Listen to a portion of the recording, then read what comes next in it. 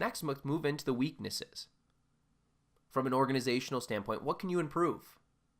How can you get better? What are some areas that you lack, both from your employee or customer feedback? What resources do you lack?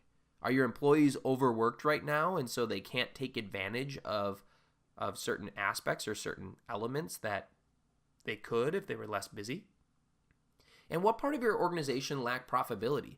Are you doing certain things and not being able to monetize on it? Is there anything that you're ultimately throwing away time on or potentially money on that you could reutilize those resources and put it in an area where it could generate additional profit?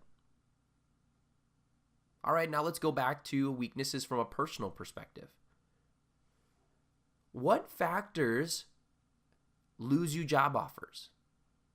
Is it that you created a resume and you can't seem to get any callbacks for interviews? Is it that you're going in for interviews and you're just, falling on your face? You just can't answer the questions. You just don't have enough knowledge? Is it that you go in, you feel great in the interview, and you get down to the last couple candidates and you just can't win that role? You get down to the top 2, top 3, and you just can't get it? What factors are basically hindering you from getting that job? That'll help you uncover what areas do you need to improve. That could be things that you've heard from people. You see as you look at job postings, as you kind of look internally at yourself, what do you need to improve upon?